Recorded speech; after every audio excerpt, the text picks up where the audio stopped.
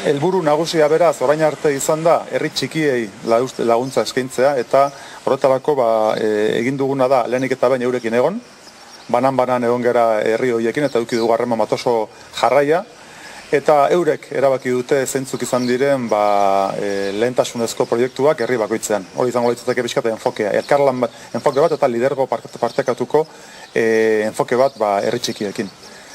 Eta horren ondorioz, Landa Gipuzkoa 32 programaren eskutik, etorri dira 100 aktuazio herri txiki horietan, 32 herri txiki horietan, 100 aktuazio dio den bezala, ez dira ahuntzaren gauerdiko ez dula, asko dira. Baina niretzako bereziki importantea izan dutenak izan dira erabilera anitzeko eraikinak.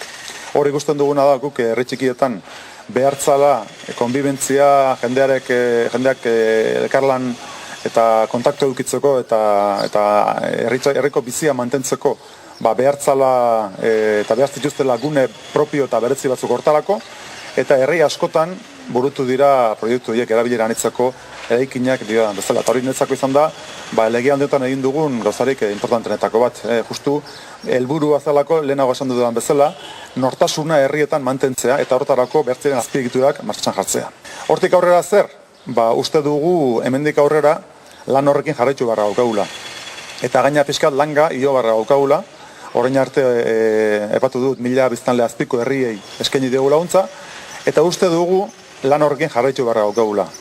Eta kasu honetan, 2005 biztanle azpiko herriei babesa eskaintzea izango litzateke urrengo programa, urrengo proposamena. Herrietan etxebizitza berriak egiten ari dira, herri txikietan, etxebizitza berri horietara matrimonio gaztea atozte, seme alabakin, eta ari dira pixkanaka Gipuzkoako herri txiki guztiak, gehientsunak esango nukenik, berpizten. Eta prozesu hortan, nik uste danak egin barra gaukagula alegina. Eta hasiako ideiara itzuliz, garbi daukadalako herri txikien nortasun hori mantentzen den neurrian, bailaren nortasunare mantendu egiten dela, eta horrekin Gipuzko osoaren indarra ere mantendu egiten dela. Gipuzkoa ez da hiriburu bat, eta gero ia basamortua inguruan, baizik Gipuzkoa dozka bailara importante batzuk, herri txiki batzuk oso garrantzitsua direnak, eta horiek mantentzea, horien nortasuna mantentzea guretzako ezinbestekoa da.